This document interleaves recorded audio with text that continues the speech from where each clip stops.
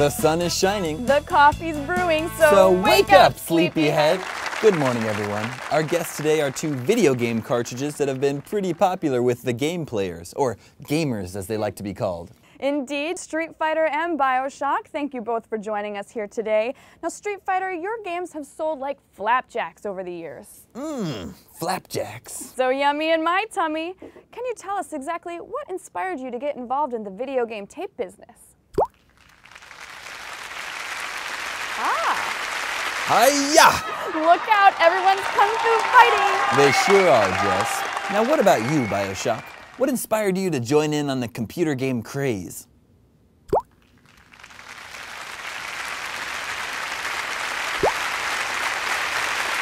I see. Now, I've heard that you two were recently part of an IGN video feature that focused on the 10 most influential games of all time. Wow.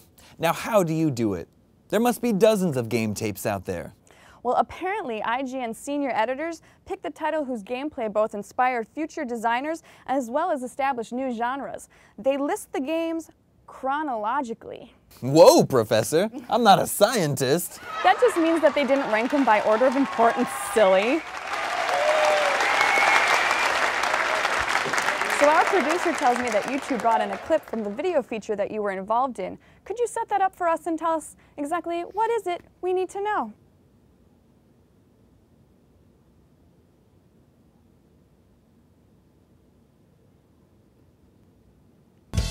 Okay, let's roll that clip.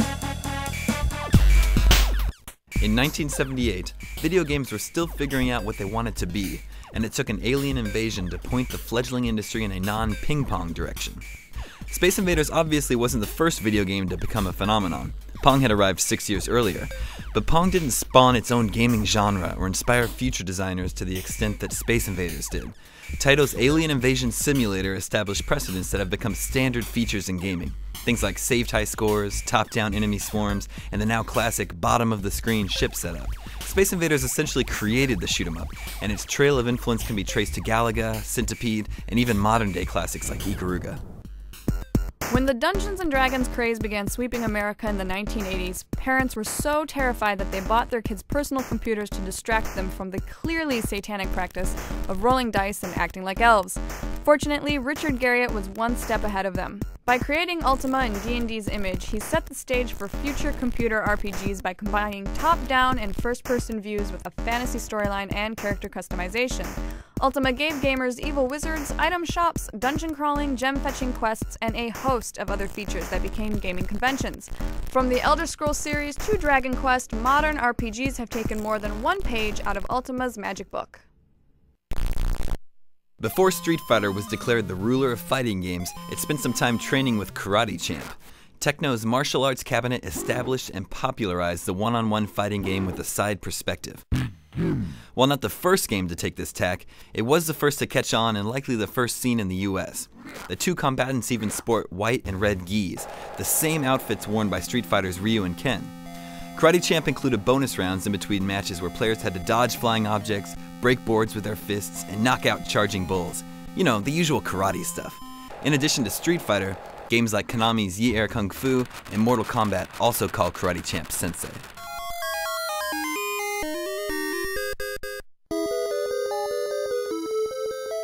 While America launched the video game industry in the early 70s, one man deep in Moscow was programming a little game called Tetris that would soon rule the world.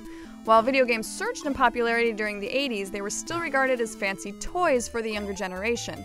Tetris showed adults that there were high-minded challenges to be found in video games, just as in solitaire or crossword puzzles, and the modern puzzle game genre sprung up overnight. Games like Puyo Puyo, Dr. Mario, Bust-A-Move, and Luminous continue to carry the torch, but the endless falling shapes of Tetris were the very first to haunt gamers' dreams. By the time Nintendo needed Shigeru Miyamoto to fashion a hit for its fledgling Famicom home console, later dubbed the Nintendo Entertainment System, Miyamoto was ready to take everything he'd learned making arcade games like Donkey Kong and smash it all into little bits. Out of the rubble came Super Mario Bros., a whimsical side-scroller whose imaginative characters, tight controls, catchy music, and linear yet exploratory feel set a new video game standard for years to come. The story was thin, but at least it was there. and the ability to warp between levels was a revolutionary change from the superlinear nature of previous games. Miyamoto's masterpiece paved the way for the future of video games, and its influence stands today.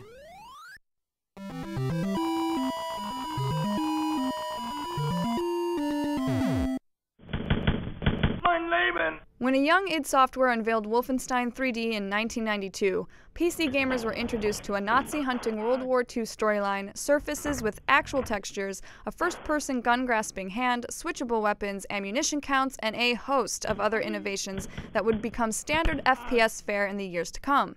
Although its younger siblings, Doom and Quake, got the most ink during PC gaming's growth spurt back in the 1990s, neither would have existed without Wolfenstein 3D. Countless others, from Duke Nukem to BioShock, are also cut from the same gun-crazy cloth.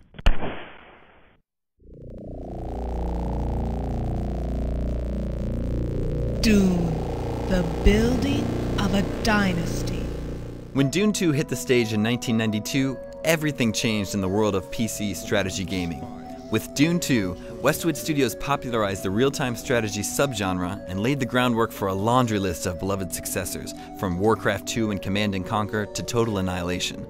Other strategy games had already introduced real-time elements, but Dune 2 demanded split-second decision-making, true strategic thinking, and to focus not only on unit production and attacking, but also on resource gathering and structure building. Dune 2's deep technology trees, world map, framed interface, mouse controls, and fog of war feature set a gold standard for the future of RTS games.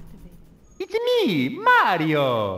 In 1996, most developers were still playing it safe with forward-scrolling level designs and fixed cameras. And why not? D-pad control and low-polygon environments were the norm. Not content with the status quo, Nintendo shocked and awed the industry into a new era of 3D gaming with Super Mario 64. Miyamoto and his team at EAD had practically custom-designed the N64 to bring their vision to life. Mario 64 broke new ground, creating a fully realized 3D world, ultra-sensitive analog controls, and industry-leading camera design. All types of gamers were able to immerse themselves in this inspiring three-dimensional world. It became a gold standard that paved the way for other brilliant platformers including Banjo-Kazooie, Ratchet & Clank, and Psychonauts. When Valve Software's Half-Life burst onto the scene in 1998, the entire video game industry took immediate notice. Gone were the cutscenes, traditional levels, and often thin storylines of the first-person shooters that preceded it. In their place, players found an instantly immersive story, scripted in-game events, episodic chapters, and a cohesive approach that still sets the tone for many first-person games today. Wandering around the Black Mesa research facility, gamers felt like they were in a real place, complete with believable characters and dynamic enemies driven by cutting-edge artificial intelligence.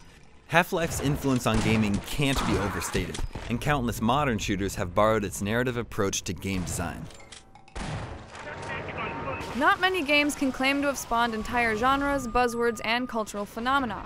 Grand Theft Auto 3 threw gamers into the sandbox and gave them the keys to a living city. Never before had we felt so much freedom in a game world. We could work our way through the non-linear story, or not, and the game offered an unprecedented amount of side missions, minigames, and free play opportunities. Others followed in the wake of GTA 3, Saints Row, Crackdown, True Crime, and Scarface, to name just a few. The driving aspects led to titles like the Getaway series and The Simpsons Hit and Run. The term GTA clone is commonly used to describe the many titles that continue to copy GTA 3's open-ended gameplay and criminal scenario. Well, I've got to say, I found that absolutely fascinating! Those computer games sure are a lot of fun. I tell you, this inspires me to dig out my old joystick and maybe even play a round or two. I think they're called controllers these days, Jess. Oh, well, technology, it moves so fast. Pwned. Street Fighter, BioShock, thank you for joining us today. You come back anytime, you hear? And yes, you at home tuning into TV Land, you can join us back here tomorrow when Tony Danza stops by and tells us just who is the boss anyway. Have a good day, everyone.